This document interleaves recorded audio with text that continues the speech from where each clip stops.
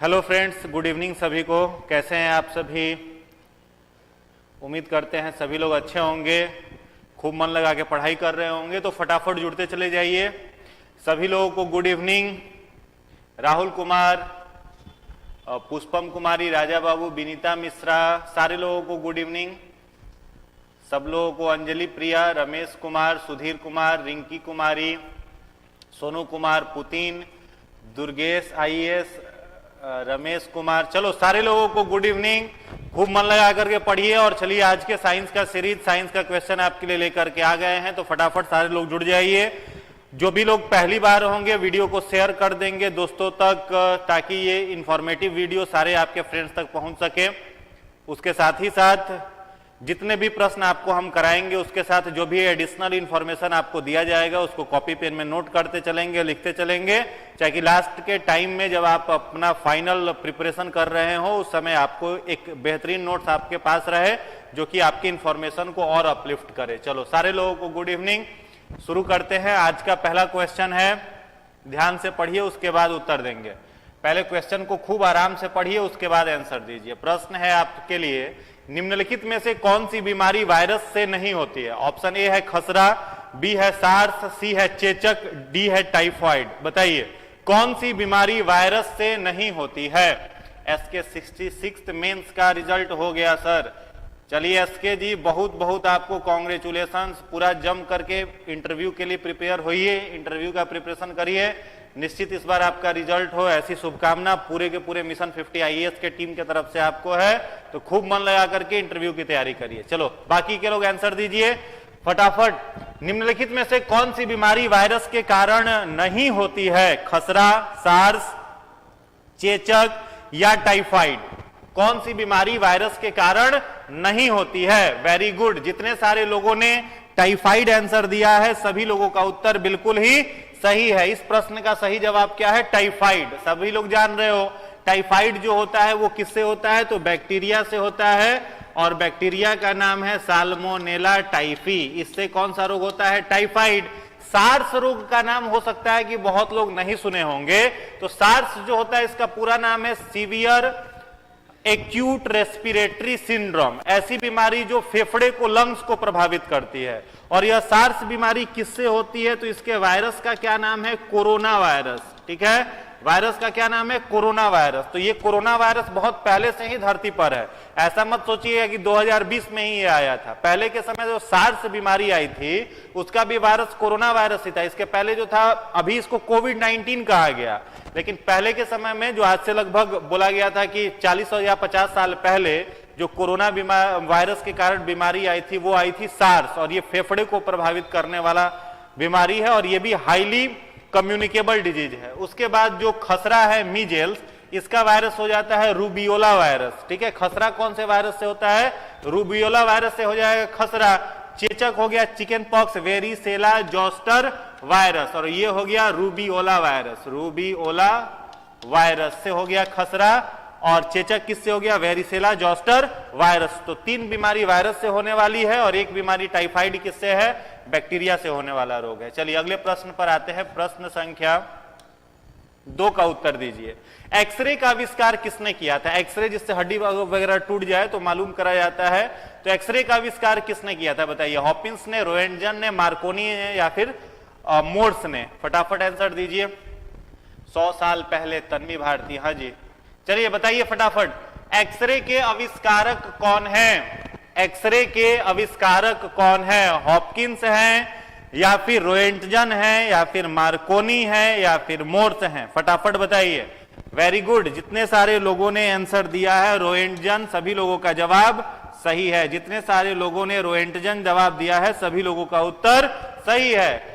एक प्रश्न आप बताइएगा, रेडियो का आविष्कार किसने किया था? अगर आपसे पूछा जाता है रेडियो के आविष्कारक कौन है, और ऑप्शन यही 4 होता, तो फिर आप क्या कहते हैं? रेडियो का आविष्कार किसने किया था? अगर यह प्रश्न आपसे पूछा जाए तो आपका उत्तर क्या होगा? फटाफट बताइए, फटाफट कमेंट करिए, फटाफट बताइए। रेडियो के आविष्कारक कौन थे? सभी लोग जान ही रहे होंगे, Markovnikov. Very good, very good. Markovnikov जो थे उन्होंने किस चीज का आविष्कार किया था? रेडियो का। और एक्सरे जो है इसका आविष्कारक जो है वो थे रोएंटजन। चलिए अगले प्रश्न पर आते हैं। प्रश्न संख्या 3। सर सीवी रमन को उनके किस कार्य के लिए नोबेल प्राइज मिला था? सीवी रमन को नोबेल प्राइज जो मिला था रमन इफेक्ट के लिए मिला था, तो वो किस कार्य के लिए मिला था? ऑप्शन ए है एक्स किरणों के लिए, बी है प्रकाश के प्रकीर्णन के आधार पर, सी है कॉस्मिक किरणों के आधार पर, या फिर डी इनमें से कोई नहीं। फटाफट उत्तर दीजिए, बताइए, फटाफट बताइए। सर सीवी रमन को किस कार्य के लिए नोबेल प्राइज मिला था? सीवी रमन को किस कार्य के लिए नोबेल प्राइज मिला था? वेरी गुड, जितने सारे लोग बी आंसर दे रहे हैं सभी लोगों का उत्तर सही है। स्कैटरिंग ऑफ लाइट के लिए, प्रकाश के प्रकीर्णन के आधार पर इस पर काम किया था किसने? तो सीवी रमन ने काम किया था, इसलिए उनको क्या मिला था? Nobel prize. कई बार यह प्रश्न पूछा हुआ है, इसलिए ध्यान से समझेंगे फिर उत्तर देंगे। चलिए अगले प्रश्न पर आइए, प्रश्न संख्या 4। प्रश्न है सोना किस अम्ल में घुल जाता है? सोना जो गोल्ड है उसको वो किस अम्ल में डिसॉल्व हो जाता है? तो थोड़ा सा क्वेश्चन ट्विस्ट किया गया है, घुमाया गया है, लेकिन हमने पहले भी इस पर जिक्र किया है। फटाफट बताइए, गोल्ड जो है सोना वो किस में घुल जाता है? नास्था प्रोफेसर कह रहे हैं एक्वारेजिया, सही जवाब है एक्वारेजिया आपका, लेकिन एक्वारेजिया तो ऑप्शन में दिख नहीं रहा होगा। ऑप्शन में एक्वारेजिया को ही क्या लिखा गया है? अम्लराज। एक्वारेजिया को और किस नाम से जाना जाता है? अम्लराज कहा जाता है। ठीक है, जितने भी एसिड है उनका राजा किसे कहा जाता है? एक्वारेजिया को कहा जाता है, जिसमें जाकर के गोल्ड भी डिसॉल्व्ड हो जाता है। चलिए अगले प्रश्न पर आइए, प्रश्न संख्या 5।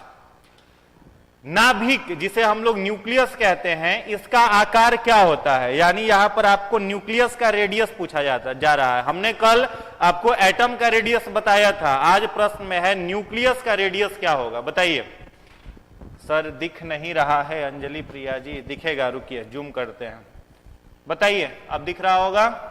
न्यूक्लियस का रेडियस आपसे पूछा जा रहा है, बताइए कितना होगा रेडियस ऑफ न्यूक्लियस? फटाफट जवाब दीजिए। जो न्यूक्लियस होता है, जो नाभिक होता है, उसका रेडियस कितना होता है? फटाफट उत्तर दीजिए, बताइए। Very good, 10 to the power -15 metre. 10 to the power -15 metre किसका होता है? तो एटम का रेडियस होता है, और इसी के इक्वल टू में क्या हो जाता है? एक फर्मी। न्यूक्लियस का रेडियस किसमें हम लोग मेजर करते हैं? फर्मी। तो एक फर्मी इज इक्वल टू कितना होता है? 10 टू द पावर -15 मीटर। और यही अगर एटम का रेडियस पूछा जाता है तो एंगस्ट्रम में मेजर करते हैं, और 1 एंगस्ट्रम इज इक्वल टू क्या हो जाएगा? 10 टू द पावर -10 मीटर हो जाता है। चलिए अगले प्रश्न पर आइए, प्रश्न संख्या, चलिए प्रश्न संख्या है 6, बताइए प्रश्न संख्या 6 का उत्तर दीजिए।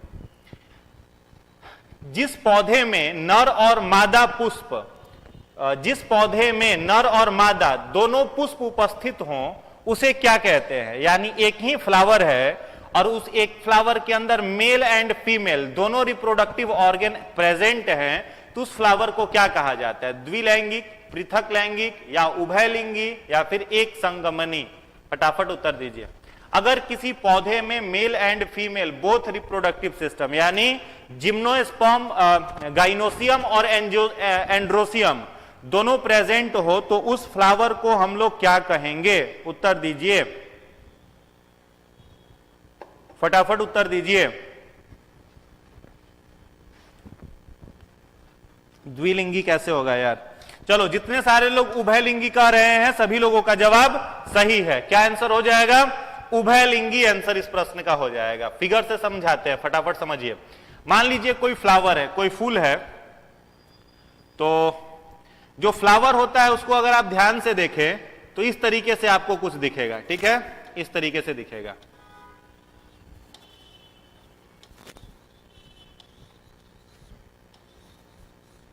इस तरीके का अगर कोई फ्लावर आपको दिख रहा हो, तो फ्लावर का ये जो मिडिल वाला पार्ट आप देख रहे हैं, इस मिडिल वाले पार्ट को हम लोग क्या कहते हैं? तो सबसे ऊपर वाला जो ये हिस्सा है इसको हम लोग कहते हैं एस्टिग्मा।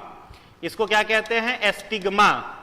इस बीच वाले भाग को क्या कहते हैं? एस्टाइल। और इसको हम लोग क्या कहते हैं? ओवरी। तो एस्टिग्मा, एस्टाइल और ओवरी, यह तीनों मिल करके फ्लावर का फीमेल रिप्रोडक्टिव पार्ट बनाते हैं, जिसे कहा जाता है स्त्री केसर, या फिर इंग्लिश में कहते हैं गाइनोसियम।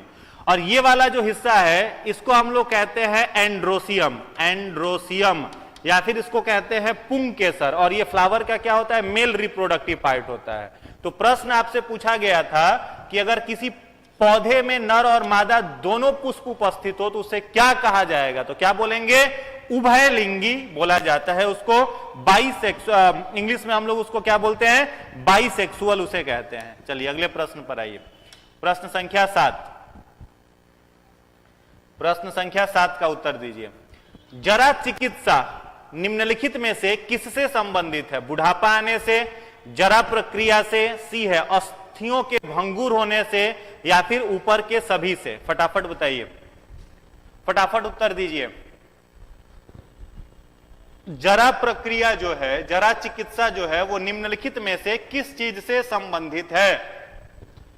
जरा चिकित्सा निम्नलिखित में से किस चीज से संबंधित है? फटाफट आंसर दीजिए।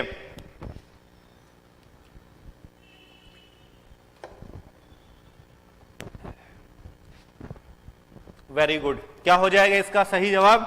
सही जवाब हो जाएगा ऊपर के सभी, एबव ऑल। देखो जरा चिकित्सा क्या है? मेनली कोई व्यक्ति अगर बूढ़ा हो रहा हो, ठीक है, तो बूढ़ा होने लगता है तो उसके शरीर में जो जो बदलाव आते हैं, जरा मतलब क्या होता है? छीर्ण होना, ठीक है, नष्ट होना, बर्बाद होना, उस तरीके से संबंधित है क्या? जरा चिकित्सा। तो बुढ़ापा आने से भी, जरा प्रक्रिया से भी, अस्थियों के भंगुर होने से भी, यानी हड्डियों में कमजोरी आना, हड्डियों का खराब होना, तो इनमें से सभी से रिलेटेड है क्या? जरा चिकित्सा, जेरिएंट्रिक्स। चलिए नेक्स्ट क्वेश्चन है, पत्ती की बाह्य त्वचा में पाए जाने वाले सूक्ष्म छिद्रों को क्या कहते हैं?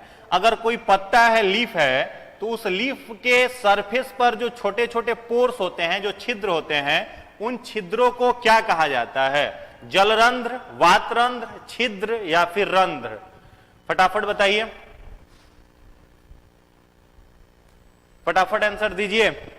पत्ती की बाह्य त्वचा में पाए जाने वाले सूक्ष्म छिद्रों को क्या कहा जाता है?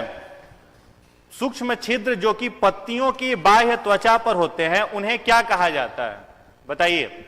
Very good. जितने सारे लोग रंध्र उत्तर दे रहे हैं, सभी लोगों का जवाब सही है, एस्टोमाटा। क्या बोला जाता है? एस्टोमाटा कहा जाता है। अब ध्यान से समझिए, प्रश्न कई बार पूछता है। देखो लीफ जो है, तो किसी पौधे में अगर पत्ता है, लीफ है, तो लीफ को हम लोग क्या कहते हैं? किचन ऑफ द प्लांट्स, ठीक है। लीफ को क्या कहते हैं? पौधों का रसोई घर कहा जाता है। और इसी लीफ के अंदर छोटे छोटे क्या होते हैं? छिद्र होते हैं, पोर्स होते हैं। और जब इन पोर्स को आप माइक्रोस्कोप की सहायता से जूम करके आप देखिएगा, तो ये पोर्स इस तरीके से दिखाई देते हैं। और जाइलम टिश्यू के द्वारा जब जल जड़ से खींच करके पत्ते के अंदर पहुंचता है, तो ये छिद्र जिसे हम लोग एस्टोमाटा कहते हैं, या एस्टोमाटा क्या होता है? ओपन हो जाता है। तो ये फिगर जो है, ये क्लोज एस्टोमाटा का है, और ये फिगर किसका है? ये फिगर है ओपन एस्टोमाटा का, ठीक है। तो ओपन एस्टोमाटा के अंदर जब भी वाटर जाएगा, तो एस्टोमाटा कभी खुल जाता है वाटर जाने पर, कभी बंद हो जाता है। तो प्रश्न पूछता है, opening and closing of stomata depends upon, stomata का खुलना और बंद होना किस चीज पर निर्भर करता है? तो आपको याद रखना है, एस्टोमाटा का जो बाह्य आवरण होता है, वो बना होता है किस कोशिका का? गार्ड सेल का। किस कोशिका का बना रहता है? गार्ड कोशिका का, GUARD, गार्ड सेल का बना रहता है। हिंदी में इसे हम लोग कहते हैं रक्षी कोशिका। क्या बोलते हैं? रक्षी कोशिका। तो अगर आपसे प्रश्न पूछा जाए the opening and closing of stomata depends upon, तो आप आंसर क्या दोगे?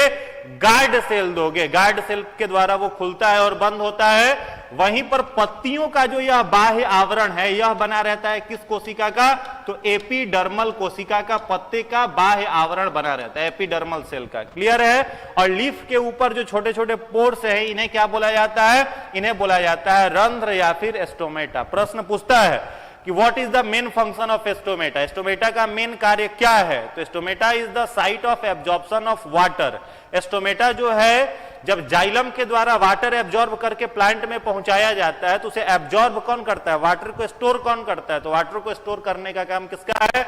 एस्टोमेटा का कार्य है, ठीक है। अगर आपसे प्रश्न पूछे the site of absorption of sunlight, सूर्य के प्रकाश के अवशोषण का केंद्र पौधों में कौन है? तब आप कहेंगे क्लोरोप्लास्ट। क्या बोलेंगे? क्लोरोप्लास्ट। क्लोरोप्लास्ट। लेकिन वहीं पर अगर प्रश्न में पूछा जाए कि पौधों में जल के अवशोषण का केंद्र कौन है, तो उसे हम लोग कहते हैं रंध्र। चलिए अगले प्रश्न पर आइए, प्रश्न संख्या 9।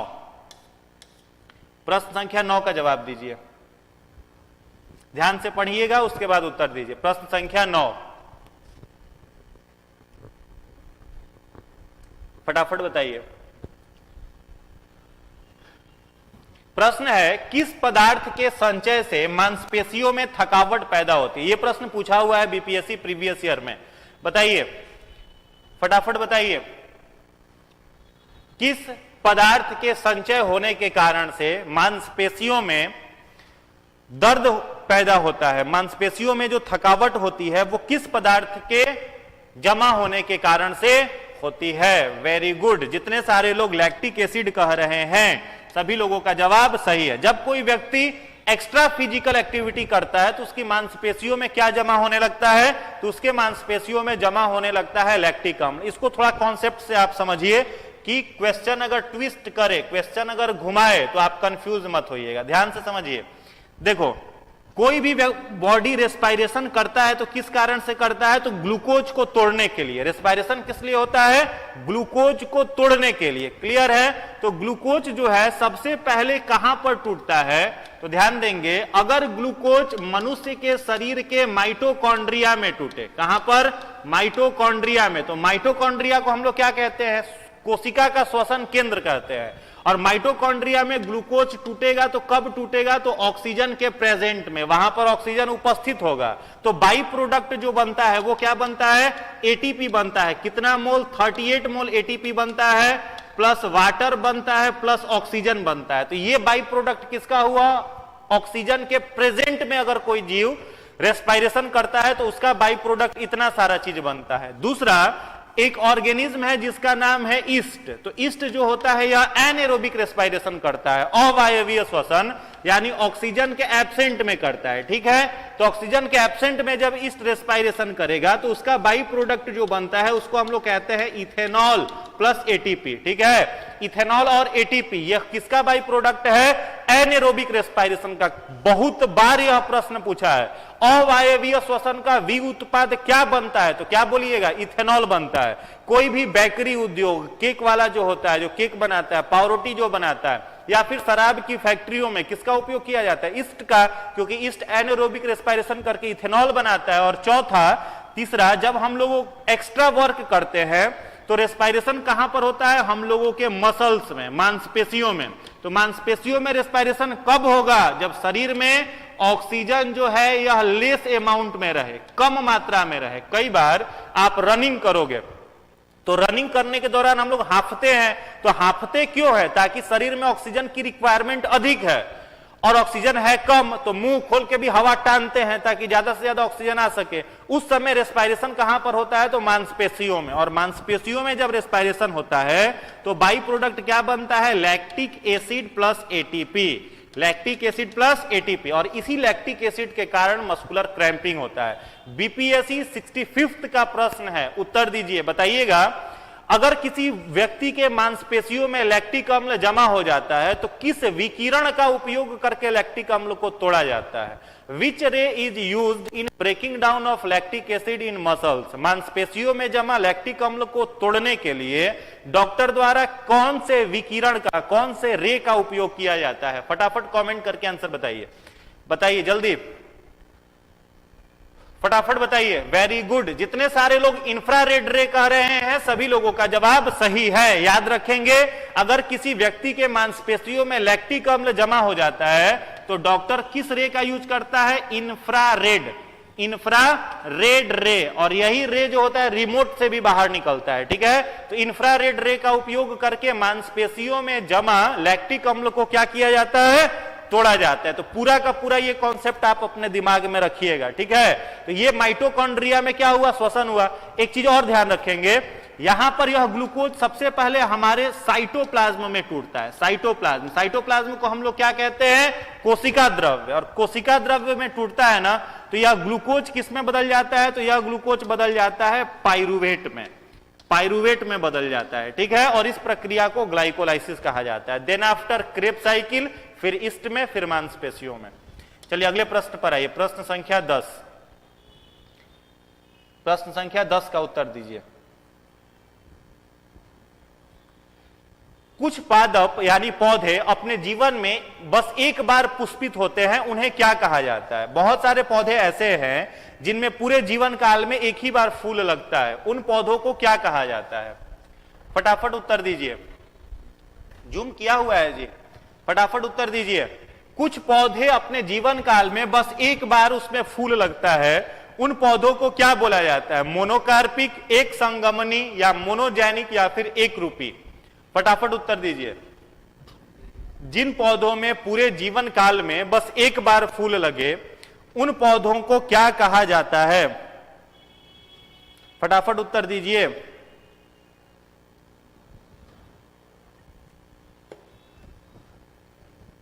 वेरी गुड, जितने सारे लोग मोनोकार्पिक कह रहे हैं सभी लोगों का उत्तर सही है।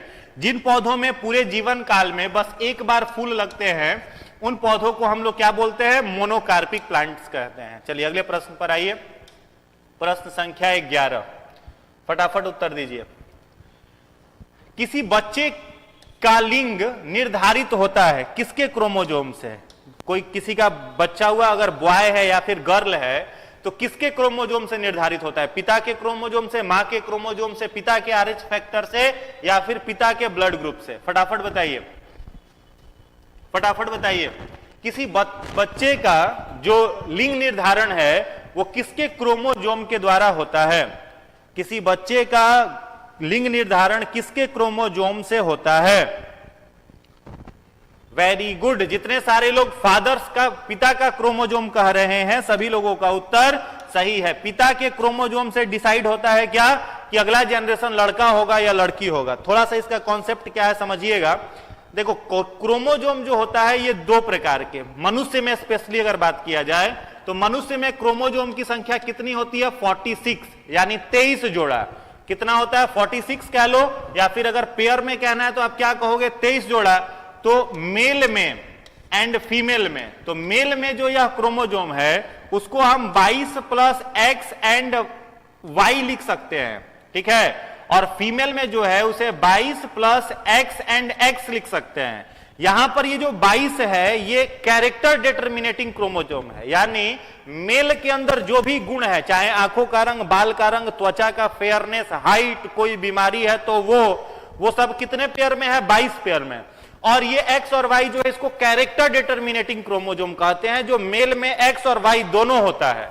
फीमेल में जो ये 22 है ये कैरेक्टर डिटर्मिनेटिंग क्रोमोजोम है, जिसमें फीमेल बॉडी का सारा कैरेक्टर होगा। वहीं पर एक्स जो है इसे हम लोग सेक्स डिटर्मिनेटिंग क्रोमोजोम कहते हैं। और फीमेल में वाई नहीं होता, केवल दो क्या होते हैं? एक्स होते हैं। तो अगर यहां से एक्स क्रोमोजोम के साथ एक्स फ्यूज किया तो चाइल्ड बिकम गर्ल, और अगर वाई के साथ एक्स फ्यूज किया तो चाइल्ड बिकम बॉय।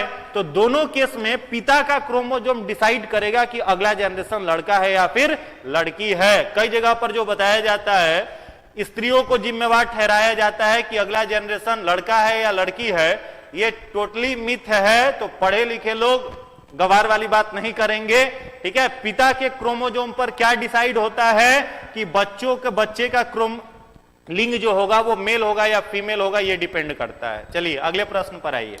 प्रश्न संख्या 12, मानव के अंडाणु में गुणसूत्र की संख्या कितनी होती है? अभी जो प्रश्न हमने पूछा सेम क्वेश्चन है, ध्यान से पढ़िए, उत्तर दीजिए। मानव के अंडाणु में गुणसूत्र की संख्या कितनी है? आंसर दीजिए। जो एग है ह्यूमन फीमेल में, उसमें क्रोमोजोम की संख्या कितनी होगी? वेरी गुड, जितने सारे लोग 46 आंसर दे रहे हैं सभी लोगों का जवाब सही है। क्या होगा इस प्रश्न का उत्तर? तो इस प्रश्न का सही जवाब क्या होगा? 46। पेयर में पूछता तो 23 कहते हैं, यहां पर संख्या पूछ रहा है तो क्या होगा? 46, ठीक है।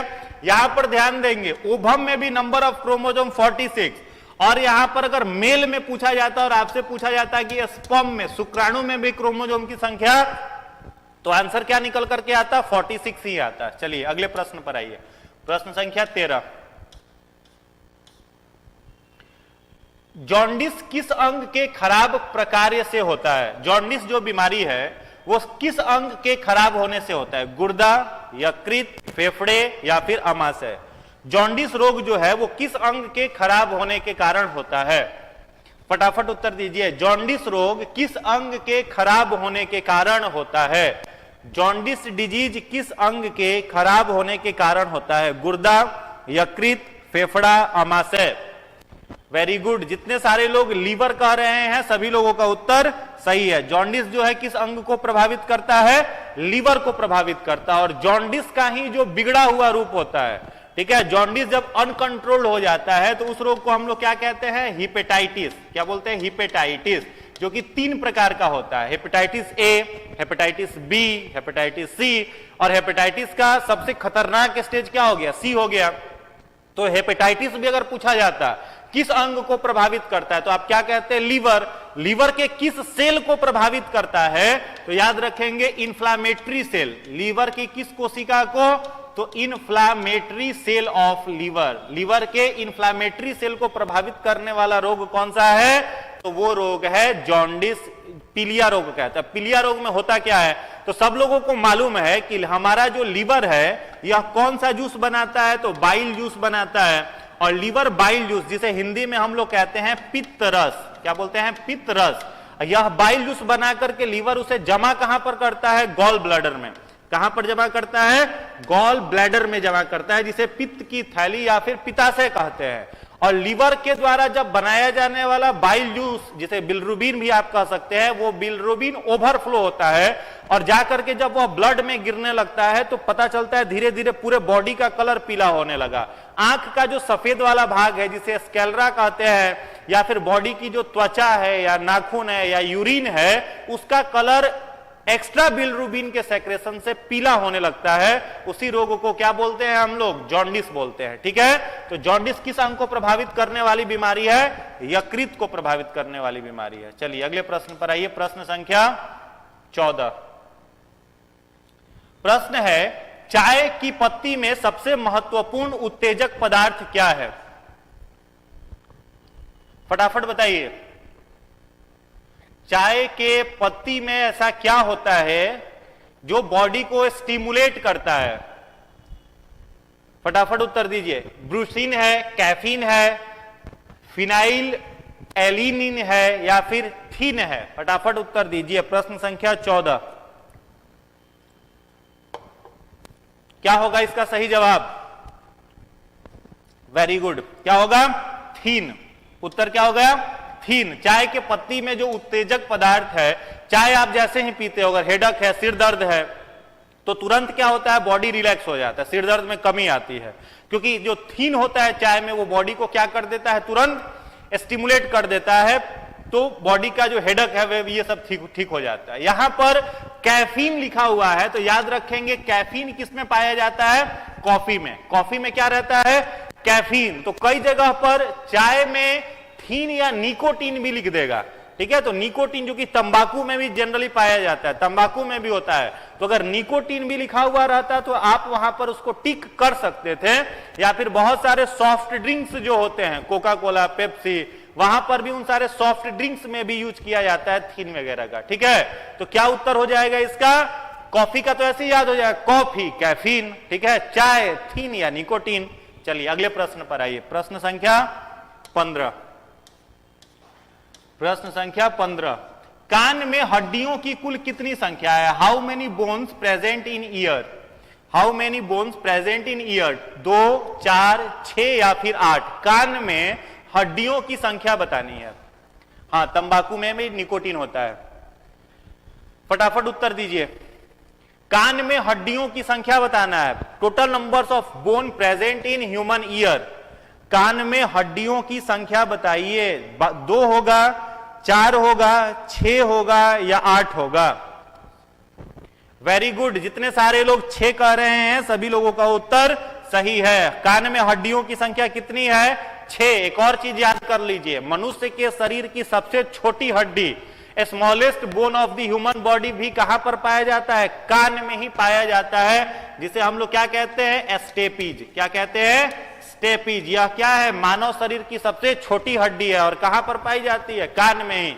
याद होगा बचपन में अगर आप बदमाशी करते होंगे तो स्कूल के जो मास्टर साहब होते थे कान पकड़ के कनपट्टी उखाड़ लेते थे, तो ये हड्डियां को दबाते थे तो हम लोग छटपटाने लगते थे। ठीक है, तो स्टेपीज जो होता है ये मानव शरीर की क्या है, सबसे छोटी हड्डी है। और सबसे लॉन्गेस्ट बोन पूछा जाए तो थाइज में जो बोन है, कमर से लेके घुटने तक की हड्डी, उसको फीमर कहते हैं। क्या कहते हैं? फीमर कहते हैं। तो फीमर क्या हो जाता है? Longest bone of the human body, जो थाइज में पाया जाता है, कमर से घुटने तक में। जबकि कान में पाई जाने वाली सबसे छोटी हड्डी कौन सी है? स्टेपीज है। ठीक है, जिसकी संख्या, और कान में हड्डियों की कुल संख्या 6।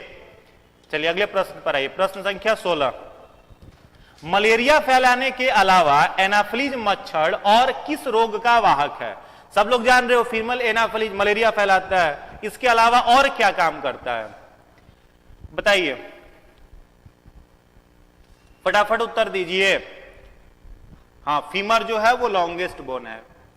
चलिए अगला प्रश्न आ चुका है। प्रश्न है मलेरिया फैलाने के अलावा एनाफ्लीज मॉस्किटो और किस बीमारी का रोगवाहक है? डेंगू बुखार का, या फिर फाइलेरिया का, या फिर मस्तिष्क शोथ का, या फिर पित्त बुखार का? फटाफट उत्तर दीजिए। मलेरिया के अलावा एनाफ्लीज मच्छर और किस रोग का वाहक है? डेंगू नहीं होगा, डेंगू कैसे बोल रहे हो? देखो प्रश्न का उत्तर क्या हो जाएगा? फाइलेरिया। क्या हो जाएगा? फाइलेरिया। फाइलेरिया में क्या होता है? पांव जो होता है वो सूज जाता है, पांव जो होता है वो क्या हो जाता है? सूज जाता है। और फाइलेरिया मेनली किससे होता है? तो एक वर्म से होता है, कृमि से होता है, जिसका नाम है वूचेरिया ब्रोंकोफ्टी। क्या नाम है? वूचेरिया, वूचेरिया, वूचेरिया। ये क्या है? एक वर्म है। और इस वर्म को लेकर के कौन जाता है? तो कौन मच्छर जाता है जी? मलेरिया का मच्छर। मच्छर का नाम फीमेल एनाफ्लीज। याद रखोगे काटने का काम किसका है? तो केवल मादा मॉस्किटो का है, फीमेल मॉस्किटो का है। मेल मॉस्किटो शरीफ होता है, वो काटने का काम नहीं करता, वो फूलों के नेक्टर पर रहता है, फलों का जो शहद होता है उस पर रहता है। चाहे वो डेंगू का बुखार हो, तो यहां पर देखिए ये याद कर लो, फाइलेरिया में क्या होता है? इसको हम लोग क्या कहते हैं? हाथी पांव कहते हैं। इसमें पांव जो होता है वो सूज जाता है। तो किससे होता है? वूचेरिया, एक यह वर्म होता है। डेंगू बुखार तो सब लोग जान रहे हैं किस मच्छर के काटने से होता है? एडीज। डेंगू बुखार जो है वह किस मच्छर के काटने से होता है? तो एडीज एग्जिप्टी। एग्जिप्टी इस मच्छर का परिवार है, फैमिली है। मच्छर का नाम एडीज, एडीज का परिवार का नाम एग्जिप्टी। तो एडीज एग्जिप्टी मच्छर काटने से क्या होगा? डेंगू। और डेंगू वायरस से होता है, जिस वायरस का नाम क्या है? डेंगू के वायरस का नाम क्या है? बताओ फटाफट। डेंगू के वायरस का नाम? Sir general philosophy. हाँ, जनरल फिलॉसफी नहीं है।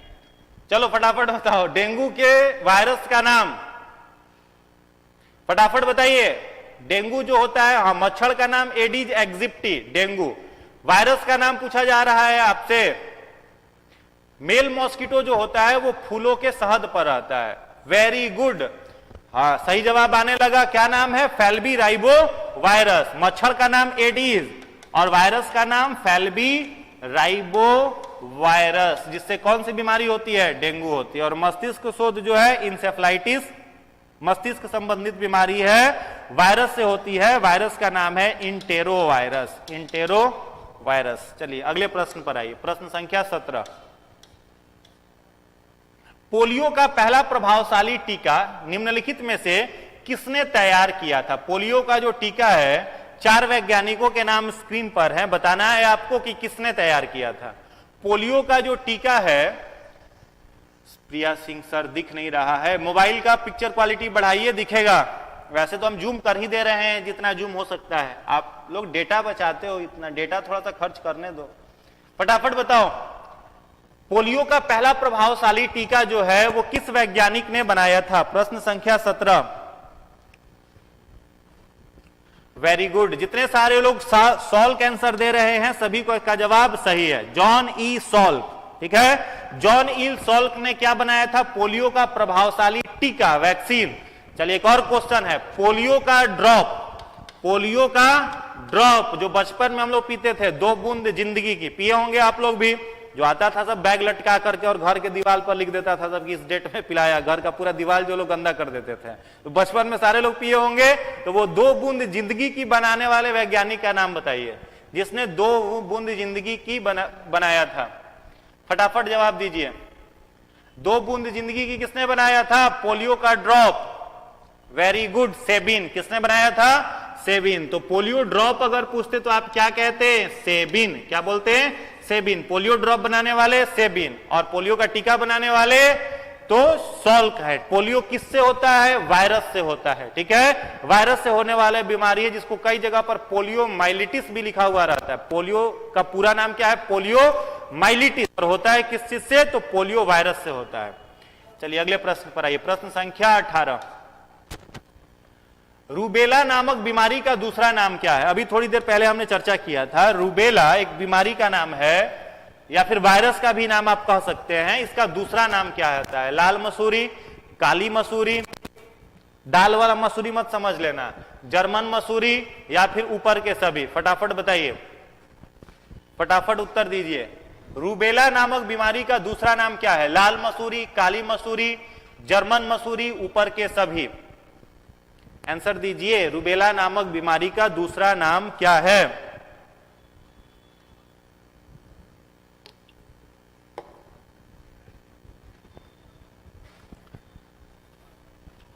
बी नहीं होगा, सी होगा।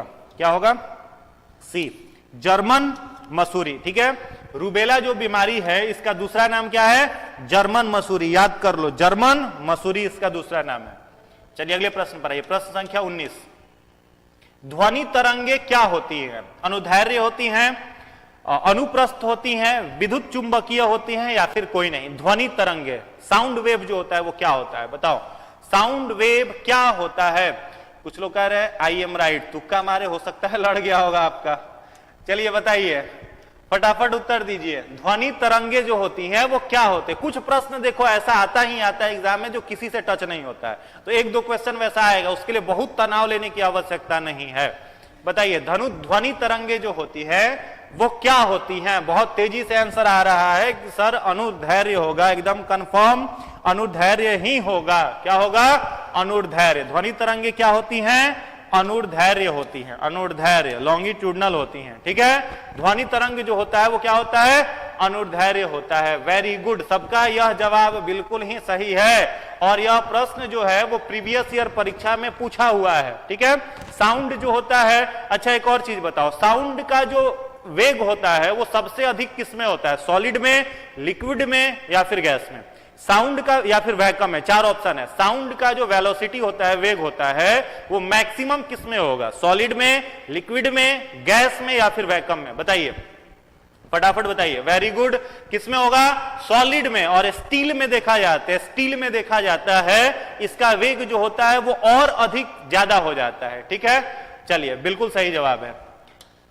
अगले प्रश्न पर आते हैं, प्रश्न संख्या 20। फ्यूज के पदार्थ का होना चाहिए। जो फ्यूज लगाते हैं हम लोग इलेक्ट्रिक डिवाइस में, वो क्या होना चाहिए? उच्च प्रतिरोध, निम्न गलनांक, ऑप्शन सी है ए एवं बी दोनों, डी है उच्च गलनांक। फ्यूज जो लगता है जिसको सेफ्टी डिवाइस कहते हैं, वो क्या होना चाहिए? बताइए, फटाफट बताइए। फ्यूज जो होता है उसका क्या होना चाहिए? उच्च प्रतिरोध, निम्न गलनांक, ए तथा बी दोनों, या फिर ऑप्शन डी जो है उच्च गलनांक होना चाहिए। प्रश्न संख्या 20 का उत्तर दीजिए। वेरी गुड, जितने सारे लोग ए एंड बी दोनों कह रहे हैं सभी लोगों का जवाब बिल्कुल ही सही है। उच्च प्रतिरोध भी होना चाहिए और निम्न गलनांक। निम्न गलनांक प्रतिरोध मतलब उच्च, रेसिस्टेंस जो है वो क्या होना चाहिए? उच्च रहना चाहिए, जबकि गलनांक, ठीक है, ताकि वो गल जाए जल्दी। पता चला कि ऐसा बना दिया उसको कि गलिए नहीं रहा है, तो घर का जितना फ्रिज, रेफ्रिजरेटर, टीवी, एसी सब है सबको गला देगा। ठीक है, सबको उड़ा देगा। तो उसका क्या होना चाहिए? गलनांक जो है वो निम्न होना चाहिए, जबकि उसका प्रतिरोध क्या होना चाहिए? उच्च होना चाहिए, ताकि अगर वैसा कंडीशन आए, शॉर्ट सर्किट वगैरह अगर प्रॉब्लम आए तो फ्यूज उड़ जाए। इसीलिए फ्यूज को क्या बोलते हैं हम लोग? सेफ्टी डिवाइस कहते हैं। सुरक्षा वाला यंत्र उसको कहा जाता है, जो आपके घर के बाकी इलेक्ट्रिकल अप्लायंस को सुरक्षित रखता है। चलिए अगले प्रश्न पर आइए। प्रश्न संख्या 21। सूर्य ग्रहण के समय सूर्य का कौन सा भाग दिखाई देता है? सूर्य ग्रहण अगर लगता है तो सूर्य का कौन सा भाग जो है वो दिखाई देता है? वर्णमंडल, किरीट, प्रभात मंडल, या फिर कोई भाग दिखाई नहीं देता है? बताइए, फटाफट बताइए। सूर्य ग्रहण के समय सूर्य का कौन सा भाग दिखाई देता है? सूर्य ग्रहण के समय सूर्य का कौन सा भाग दिखाई देता है? Very good. जितने लोग किरीट कह रहे हैं सभी लोगों का उत्तर सही है। क्या दिखाई देता है? किरीट। जब सूर्य ग्रहण लगता है, सोलर एक्लिप्स लगता है, तो सूर्य का क्या दिखाई देता है? केवल किरीट वाला मंडल जो है वो दिखाई देता है। चलिए अगले प्रश्न पर आइए। प्रश्न संख्या 22।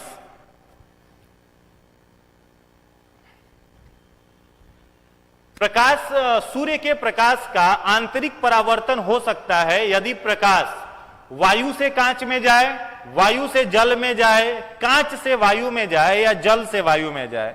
सूर्य के प्रकाश का आंतरिक परावर्तन, इंटरनल रिफ्लेक्शन कब होगा? किस मीडियम से किस मीडियम में प्रकाश जाएगा तो इंटरनल रिफ्लेक्शन होगा? बताइए। क्वेश्चन का लेवल बिल्कुल सही है। बीपीएससी में जिस लेवल का, जिस तरीके का प्रश्न पूछा जा रहा है वही क्वेश्चन का लेवल आपको दिया गया है। टफ क्वेश्चन इसलिए नहीं दिया गया है क्योंकि ये बीपीएससी के लिए स्पेशल प्रश्न आपको दिया जा रहा है, इसलिए पूरा एंजॉय करते हुए बनाइए।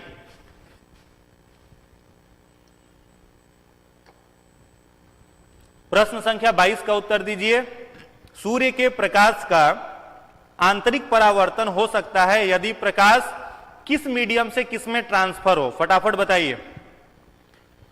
Very good. जितने सारे लोग बोल रहे हैं कांच से वायु में, हाँ सही जवाब है, बिल्कुल सही जवाब है।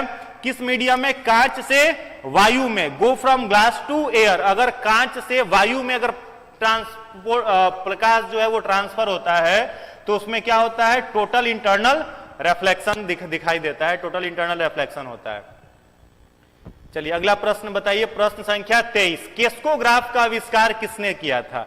हमने पहले भी बताया था केस्कोग्राफ जो इंस्ट्रूमेंट है ये क्या काम करता है? तो प्लांट के लेंथ को नापता है, पौधे की जो लंबाई है इसको नापने वाला यंत्र क्या कहलाता है? क्रेस्कोग्राफ। क्रेस्कोग्राफ पौधों की लंबाई, पौधों की लंबाई को यह क्या करता है? मेजर करता है। ठीक है, तो किसने बनाया था? जेसी बोस ने, नील्स बोर ने, रदरफोर्ड ने या फिर आइंस्टीन ने?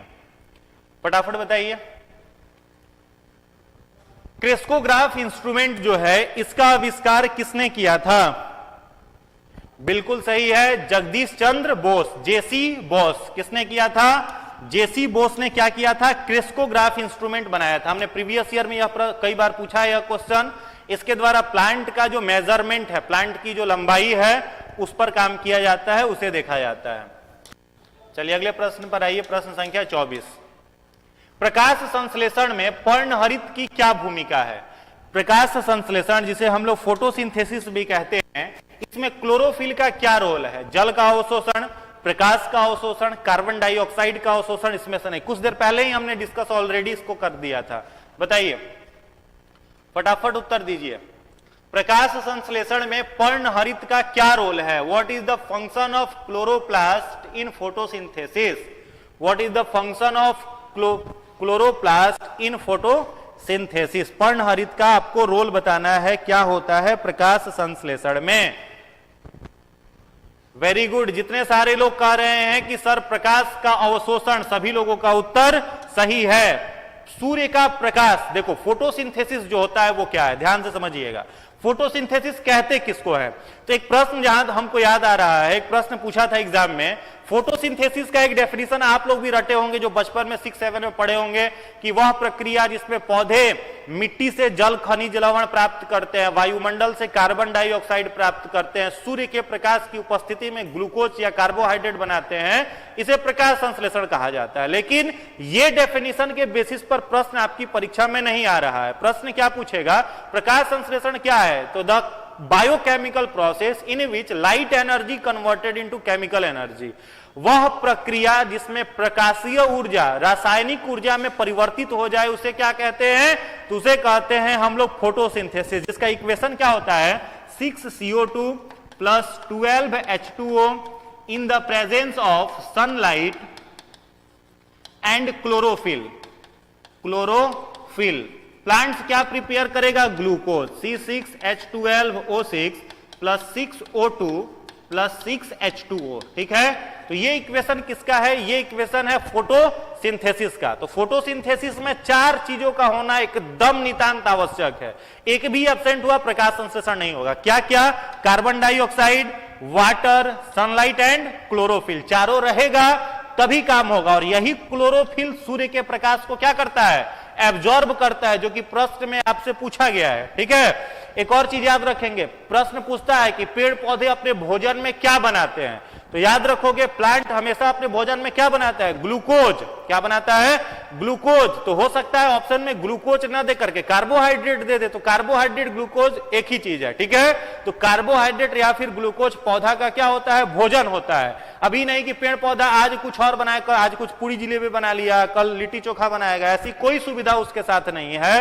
रोज वो क्या बनाएगा? तो रोज ग्लूकोज या कार्बोहाइड्रेट ही बनाएगा। और कुछ ग्लूकोज को वो क्या करता है? संचित कर लेता है, जमा कर लेता है अपने पास। तो प्लांट जिस चीज को जमा करता है, स्टोर करता है, तो प्लांट का रिजर्व्ड फूड मटेरियल क्या कहलाता है? क्या कहलाता है? स्टार्च। क्या कहलाता है? स्टार्च, जिसे हिंदी में हम लोग कहते हैं मंड। प्लांट का जो रिजर्व्ड फूड मटेरियल है, जो ग्लूकोज या कार्बोहाइड्रेट पौधा जमा कर लेगा, उसे हम लोग क्या कहते हैं? उसे कहते हैं हम लोग स्टार्च या फिर मंड कहते हैं। एक और चीज याद रखोगे, यहां तो पता चल गया प्लांट का रिजर्व फूड मटेरियल स्टार्च। अगर आपसे पूछ दे कि फंजाई, जिसे कवक कहते हैं, या फिर मनुष्य, जिसे जानवर कहते हैं, ठीक है, एनिमल का या फिर फंजाई का रिजर्व फूड मटेरियल क्या है? संचित भोज्य पदार्थ क्या है? तब क्या बताओगे? फटाफट कमेंट करो, फटाफट कमेंट करके बताइए। The reserved food material of animal and fungi. What is the reserved food material of animal and fungi? पौधों और जंतु एवं कवकों का रिजर्व्ड फूड मटेरियल क्या है? चलिए, पहला सही जवाब किसका आ रहा है? ज्योति जी का आ रहा है, ग्लाइकोजेन। वेरी गुड, याद रखोगे ग्लाइकोजेन। यह किसका होता है? Fungi plus animal. फंजाई और एनिमल का यह क्या है? रिजर्व्ड फूड मटेरियल है। और पौधा का क्या है जी? पौधा का है स्टार्च है। चलिए अगले प्रश्न पर आते हैं, प्रश्न संख्या 25। ध्यान से उत्तर देंगे। प्रश्न संख्या 25 का उत्तर दीजिए। प्रश्न है, निम्नलिखित में से कौन विद्युत धारा का सबसे अच्छा सुचालक है? इलेक्ट्रिक करंट का सबसे अच्छा सुचालक क्या है? एल्यूमिनियम, तांबा, चांदी या फिर गोल्ड? फटाफट उत्तर दीजिए, फटाफट उत्तर दीजिए। जितने सारे लोग देख रहे हैं, अभी उतना लाइक हुआ नहीं है, मजा नहीं आ रहा है। लाइक होता है तो क्वेश्चन का लेवल और मजेदार आएगा। तो लाइक एक बार सारे लोग जरूर कर दीजिए, अपने दोस्तों तक शेयर कर दीजिए। चलिए फटाफट उत्तर दीजिए। निम्नलिखित में से कौन विद्युत धारा का सबसे अच्छा सुचालक है? Good conductor of electric current, aluminium, copper, silver या फिर गोल्ड? फटाफट उत्तर करिए। प्रश्न संख्या 25।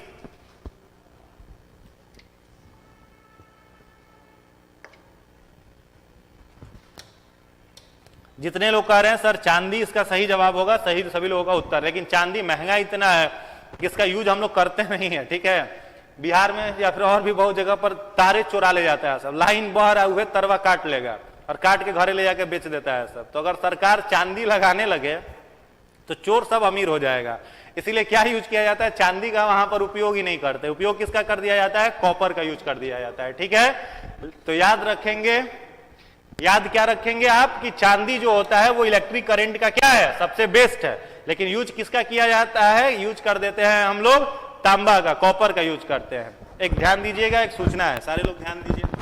अभी सर की क्लास के बाद हिस्ट्री की, मॉडर्न इंडिया की, डलहौजी 1857 के विद्रोह के पहले के विद्रोह और 1857 का विद्रोह, बहुत इंपॉर्टेंट सेक्शन है पीटी के लिए। 53 क्वेश्चन की अभी एमसीक्यू होगी, 53 क्वेश्चंस हैं और 1857 का विद्रोह बहुत कम समय में हम लोग कंप्लीट करेंगे, तो ये आपके लिए बहुत ही महत्वपूर्ण रहेगा। चलिए, तो सब लोग सुन लिए बढ़िया से एकदम। हिस्ट्री बहुत स्कोरिंग है, परीक्षा में खूब पूछता है। तो इतिहास बेस्ट, पीटी पास, ठीक है। तो इतिहास में बढ़िया नंबर लाएंगे सभी लोग सर के साथ जुड़ करके। चलिए, समझ गए? चलिए फटाफट देखिए, चांदी जो होगा इस प्रश्न का सही जवाब होगा। अगले प्रश्न पर आइए, प्रश्न संख्या 26। प्रश्न है, प्रकाश संश्लेषण में हरे पौधों द्वारा कौन सी गैस मुक्त की जाती है? चलिए ध्यान से बताइएगा, प्रकाश संश्लेषण के द्वारा हरे पौधों में कौन सी गैस मुक्त की जाती है? हम लोग हाजिर है सर, जय हिंद सर, वाह जय हिंद सब लोगों को, हम समझ गए। पूरा हिस्ट्री का जबरदस्त तैयारी करिए, खूब सबका रिजल्ट होगा। फटाफट बताइए, प्रकाश संश्लेषण में हरे पौधों द्वारा कौन सी गैस छोड़ी जाती है? ऑक्सीजन, नाइट्रोजन, वाटर वेपर या फिर कार्बन डाइऑक्साइड? प्रकाश संश्लेषण पूछ रहा है जी, श्वसन नहीं पूछ रहा है, इसीलिए ध्यान से बनाइएगा, ध्यान से। वेरी गुड, जितने सारे लोग कह रहे हैं कि सर एकदम ऑक्सीजन लॉक करिए, चलो लॉक कर दिए। इस प्रश्न का सही जवाब क्या है? ऑक्सीजन है। चलो थोड़ा सा क्वेश्चन हम घुमा रहे हैं, ध्यान से बनाइएगा, ठीक है। प्लांट जो होता है वो रेस्पायरेशन में कौन सा गैस छोड़ता है? Which gas is released through plant during respiration? हमने नहीं पूछा है फोटोसिंथेसिस, हमने पूछा है रेस्पायरेशन, ठीक है। पौधे रेस्पायरेशन में, श्वसन में कौन सा गैस मुक्त करते हैं? पौधे श्वसन में कौन सा गैस मुक्त करते हैं? बिल्कुल सही जवाब है, कौन सा गैस मुक्त करेंगे श्वसन में? तो श्वसन में करेंगे कार्बन डाइऑक्साइड, और रेस्पायरेशन होगा तब क्या मुक्त करेंगे? तब करेंगे वो ऑक्सीजन। कई बच्चे कंफ्यूज रहते हैं, प्रश्न पूछता है परीक्षा में कि पेड़ पौधे श्वसन में कौन सा गैस लेते हैं, तो कहता है सब कार्बन डाइऑक्साइड। धरती का कोई ऐसा जंतु नहीं है जो श्वसन में कार्बन डाइऑक्साइड लेता हो, ठीक है। सबका सब क्या लेगा? तो सारे के सारे जो जंतु हैं वो श्वसन में ऑक्सीजन ही लेंगे, कार्बन डाइऑक्साइड ही छोड़ेंगे। लेकिन अगर पौधा प्रकाश संश्लेषण के दौरान चल रहा हो तो वो कार्बन डाइऑक्साइड लेता है और छोड़ता क्या है? ऑक्सीजन, जो थोड़ी देर पहले मैंने इक्वेशन समीकरण बना करके आपको दिखाया था। इसी कारण से बड़े पेड़ों के नीचे रात में जाने से लोग मना करते हैं या सोने से मना करते हैं, क्योंकि रात में तो प्रकाश संश्लेषण हो नहीं रहा है, तो केवल प्लांट छोड़ क्या रहा है? ह्यूज अमाउंट में कार्बन डाइऑक्साइड, और सराउंडिंग एरिया के पूरे ऑक्सीजन को वो खींच ले रहा है। तो पेड़ पौधों के नीचे रात में सोने पर सांस लेने में तकलीफ होती है, क्योंकि वहां ऑक्सीजन की स्कार्सिटी होती है। क्लियर है? चलिए अगले प्रश्न पर आइए। प्रश्न संख्या 27, प्रश्न संख्या 27 का उत्तर दीजिए। लाइकेन दो जीवों के सहजीवी के द्वारा तैयार होता है, वो क्या है? फटाफट बताइए। लाइकेन जो होता है दो जीवों के सहजीवन को दर्शाता है, तो लाइकेन कैसा सूक्ष्म जीव है? ऑप्शन ए है शैवाल, जिसे एल्गी कहते हैं, एल्गी बैक्टीरिया, एल्गी फंजाई, शैवाल ब्रायोफाइट, फंजाई और ब्रायोफाइट। फटाफट बताइए। लाइकेन जो है, पिछले भी लेक्चर में मैंने इस पर डिस्कस किया था, ऑलरेडी यह डिस्कस किया हुआ मेरा क्लास है, इसलिए यह प्रश्न किसी का भी गलत नहीं होना चाहिए। फटाफट बताओ, फटाफट बताइए कि प्लांट लाइकेन जो होता है वो किन दो ऑर्गेनिज्म के बीच का सिम्बायोटिक एसोसिएशन है? वेरी गुड, जितने सारे लोग कह रहे हैं शैवाल और कवक, जितने सारे लोग कह रहे हैं शैवाल और कवक, सभी लोगों का उत्तर सही है। सभी लोगों का उत्तर क्या है? बिल्कुल सही है। देखो ध्यान दोगे, लाइकेन, ठीक है, ये कैसे बनता है? तो दो ऑर्गेनिज्म, एल्गी और फंजाई, मैंने पहले भी बताया था आपको, एल्गी और फंजाई। तो एल्गी जो होता है या फंजाई को क्या देता है जी? फूड, ठीक है, और फंजाई एल्गी को क्या देता है? शेल्टर, रहने के लिए जगह। और इन दोनों के सिम्बायोटिक एसोसिएशन से क्या तैयार होता है? लाइकेन। क्या बनता है? लाइकेन। और इसी लाइकेन के द्वारा बहुत सारे जो हम लोग एसिड और बेस की प्रॉपर्टी जानने के लिए यूज करते हैं लिटमस पेपर का, उस तरीके के सूचक भी बनाने के लिए इसका उपयोग किया जाता है लाइकेन का। और यह लाइकेन क्या कहलाता है? Pollution indicator. इसको क्या बोलते हैं? पॉल्यूशन इंडिकेटर, यानी प्रदूषण का सूचक है। जहां कहीं भी एयर में सल्फर डाइऑक्साइड की मात्रा बढ़ती है, वहां से लाइकेन क्या हो जाता है? समाप्त हो जाता है, ठीक है। इसलिए यह क्या है? पॉल्यूशन इंडिकेटर है। किन दो जीवों के सिम्बायोटिक एसोसिएशन से बनेगा? एल्गी से और फंजाई से। एल्गी फंजाई को क्या देगा? भोजन। फंजाई एल्गी को क्या दिया है? शेल्टर। और इन दोनों से तैयार कौन हुआ? लाइकेन। सिम्बायोटिक्स हम समझ रहे हैं कि आपको मालूम होगा, सहजीवी, दो जीवों के सहयोग से बनने वाला, mutual relationship between two organism. जैसे आप फेसबुक यूज करते हैं तो दो दोस्त का एक कॉमन मित्र क्या कहलाता है? म्यूचुअल फ्रेंड कहलाता है। वैसे ही ये भी है, ठीक है। तो शैवाल और कवक से यह तैयार होता है। चलिए अगले प्रश्न पर आते हैं। नेक्स्ट क्वेश्चन है 28। निम्न में से कौन एकमात्र ऐसा जीव है जो सूर्य के तरफ देख सकता है? सूर्य के तरफ देख सकता है, वो कौन सा जीव है? बट फटाफट बताइए, फटाफट बताइए। सूर्य के तरफ कौन सा ऐसा जंतु है जो देख सकता है? बाज, चील, चूहा या फिर हाथी? जो सूर्य के तरफ देख सकता हो? बाल, बाज, चील, चूहा या हाथी? एक ऐसे होगा, बाज नहीं देखेगा, क्या हो जाएगा? चील। क्या हो गया? चील। ईगल जो है यह किधर देख सकता है? तो सूर्य के तरफ से जो रोशनी आ रही है उधर से देख सकता है। कोई कह रहा है कि सर चूहा, चूहा कहां से देखेगा जी, उसका आंखें खराब हो जाएगा। ठीक है, क्या होगा? चील जो है वो देख सकता है। चलिए अगले प्रश्न पर आइए। वनस्पति विज्ञान के जनक, यह प्रश्न मैंने पहले भी आपसे पूछा है। वनस्पति विज्ञान के जनक कौन है? बताइए फटाफट। वनस्पति विज्ञान के जनक कौन है? बताइए। वनस्पति विज्ञान के जनक, father of botany, who is the father of botany? वनस्पति विज्ञान के जनक, वनस्पति विज्ञान के जनक। Very good. जितने सारे लोग थियोफ्रेस्टस कह रहे हैं, बिल्कुल सही जवाब है। कौन? थियोफ्रेस्टस को क्या बोला जाता है? फादर ऑफ बॉटनी कहा जाता है। ठीक है। और उसके बाद लिनियस के बारे में सभी लोग जान रहे हैं। कैरोलस लिनियर को क्या बोलते हैं हम लोग? Father of taxonomy. इन्हें क्या बोला जाता है? Father of taxonomy. वर्गीकी के जनक कौन है? कैरोलस लिनियस हैं। थियोफ्रेस्टस किसके जनक हैं? तो बॉटनी के, वनस्पति विज्ञान के जनक हैं। चलिए अगले प्रश्न पर आइए। आज का अंतिम प्रश्न है, फटाफट उत्तर दीजिए। गोबर गैस का मुख्य संघटक क्या है? गोबर गैस जो है, जिसे बायोगैस भी कहते हैं, इसका मेन कंपोनेंट, कंस्टिट्यूएंट जो है वो क्या है? ऑप्शन ए है ब्यूटेन, इथेन, मीथेन या फिर प्रोपेन। बताइए फटाफट उत्तर दीजिए। गोबर गैस जो है इसका मुख्य संघटन क्या है? गोबर गैस का मुख्य संगठन क्या है? गोबर गैस का मुख्य संगठन क्या है? Very good. जितने सारे लोग मीथेन कह रहे हैं सभी लोगों का उत्तर सही है। और इसी मीथेन पर एक ऑर्गेनिज्म आकर के बैठ जाता है, जिस ऑर्गेनिज्म का क्या नाम है? मिथेनोजेन बैक्टीरिया। मिथेनोजेन बैक्टीरिया। तो मिथेनोजेन बैक्टीरिया आकर के बैठता है किस चीज पर? गोबर पर। और गोबर को क्या करते हैं? सड़ा देता है। और गोबर जब सड़ता है तो कौन सा गैस बनता है? मीथेन, जिसे हम लोग बायोगैस या फिर गोबर गैस भी कहते हैं। और इसी के ऊपर एक पौधा जैसा आ जाता है जिसे गोबर छत्ता कहा जाता है। ठीक है। वो गोबर छत्ता क्या करता है? गोबर को सड़ाता है। किसान गोबर को इकट्ठा इसलिए करता है ताकि वह गोबर सड़ सके, और गोबर के सड़ने के बाद वह उसे मैन्योर के रूप में बदल करके कहां डाल दे? खेतों में डाल दे। तो गोबर को सड़ाने के लिए जो पैथोजेंस वहां काम करता है उसे क्या कहते हैं? मिथेनोजेन बैक्टीरिया। साथ ही साथ वहां पर गोबर छत्ता जो आ जाता है जिसे हम लोग क्या कहते हैं?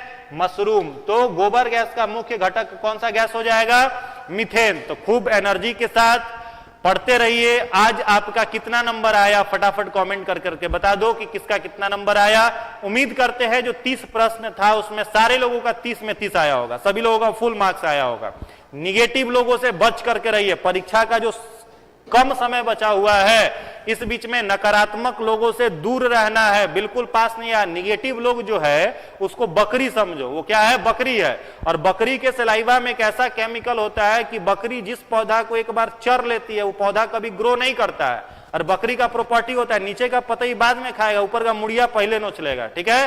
तो बकरी से सावधान। रूम में वो स्टिकर चिपका दो, स्लोगन आप लगा दो, लिख दीजिए उस पर, बकरी से सावधान। कोई भी बकरी है उसको कहो कि तुम बकरी है, तुम डिमोरलाइज कर रहा है, बोल रहा है जो नहीं होगा आपसे, उन लोगों के चक्कर में मत पड़िए। फुल कॉन्फिडेंट होकर के अपनी तैयारी को करते रहिए। एक छोटी सी कहानी कह करके आज के सेशन को खत्म करते हैं। पहले भी हमने कई बार इसको जिक्र किया है। एक बार 4 मेंढक पहाड़ चढ़ रहे थे। 4 गो मेंढक था, वो कहां चढ़ रहा था? पहाड़ पर चढ़ रहा था। तो चारों एक साथ चढ़ना शुरू किया। तो नीचे कुछ लोग खड़े थे, वो लोग मेंढक को कह रहे थे यार हम इंसान होकर के पहाड़ नहीं चढ़ पाए और तू एक मेंढक होकर के पहाड़ के ऊपर चढ़ जाएगा। तो 3 मेंढक आधा ऊंचाई पर चढ़ करके धवाक धवाक सब नीचे गिर गया, तीनों नीचे गिर गया। एक मेंढक था वो चढ़े जा रहा था। तो जो बाकी के नीचे लोग खड़े थे वो लोग कह रहे थे कि 3 को तो गिर गया, तू गधा ओवर कॉन्फिडेंस में तू ऊपर चढ़ करके गिरेगा। मेंढक जो था, जो एक बचा था, वो पूरे पहाड़ पर चढ़ गया। और लास्ट में जब वो ऊपर पहुंच गया, बताया कि हम ऊपर पहुंच गए हैं, फिर जब वो नीचे उतरा तो नीचे उतरने के बाद बाकी के मेंढक उसको कहे कि यार हम लोग गिर गए, लोगों ने हम लोगों को क्या कर दिया? डिमोरलाइज कर दिया। लेकिन एक बात बता, तू कैसे ऊपर चढ़ गया? तो जो मेंढक था वो इशारे में लोग उससे बता रहे थे। तो वो मेंढक बोला कि यार वो लोग क्या कह रहे थे ये हमको तो सुनाई ही नहीं दिया, क्योंकि हम पैदाइशी बहरे हैं, ठीक है, जन्म से हम क्या है, बहरे हैं। तो नीचे से जो लोग कह रहे थे कि तू नहीं चढ़ सकता है, तू ऊपर चढ़ करके गिरेगा, हमको लग रहा था कि नीचे से सब कह रहा था जय हो, you can do it, you can do it, और फाइनली मैं ऊपर चढ़ गया। तो सफलता पानी है। तो एक चीज दिमाग से डिलीट कर दो, दुनिया क्या कहेगी। ठीक है, राजेंद्र प्रसाद जी जिस समय अपने राष्ट्रपति भवन में थे, तो उनके जो घर के पड़ोसी के जो जस्ट बगल में रहते थे, वो राजेंद्र प्रसाद जी के यहाँ गए और जाकर के कहे कि बाबू राजेंद्र एगो बात बताओ, भोजपुर जिले के सिवान में एक छोटा सा गांव है जीरादेई, जहां के वो थे डॉक्टर राजेंद्र प्रसाद जी। तो उनके घर के बगल वाले गए और भोजपुरी में कहा कि बबुआ एगो बात बताओ, हमार बेटवा जो बा पढ़ लिख के कुछ ना कैलस, तू राष्ट्रपति बन गई, तू के यहाँ पढ़ला और क्या काम कैला। तो राजेंद्र प्रसाद जी भोजपुरी में उनसे क्या बोले, डॉक्टर राजेंद्र प्रसाद ने कहा कि चाचा हम एक बात के दिमाग से हमेशा निकाल दे। नहीं पूछे कौन सा बात निकाल दिए, उन्होंने कहा लोगवा का कही। ठीक है, लोग क्या कहेंगे, इस बात को अगर दिमाग से डिलीट कर दिया तो देश के पहले राष्ट्रपति डॉक्टर राजेंद्र प्रसाद बन गए, जिनके बारे में एग्जामिनर कॉपी में लिखता है examinee is far better than examiner, परीक्षार्थी परीक्षक से कई गुना ज्यादा बेहतर है। तो पहला चीज दिमाग से डिलीट करिए, जो भी निगेटिव अप्रोच आपको डाल रहा है इस एग्जाम के लास्ट पिक टाइम में जो आपको डिमोरलाइज कर रहा है, उससे दूर होने का प्रयास करिए और फुल एफर्ट, पूरी एनर्जी, पूरा ऊर्जा लगा करके अपनी तैयारी को करते रहिए। निश्चित रूप से इस बार का आपका रिजल्ट होगा। तो आप लोगों ने वीडियो को देखा, क्वेश्चन उम्मीद करते हैं आप लोगों ने अच्छे अच्छे प्रश्न सीखे होंगे। आप सभी का बहुत बहुत धन्यवाद। Thank you.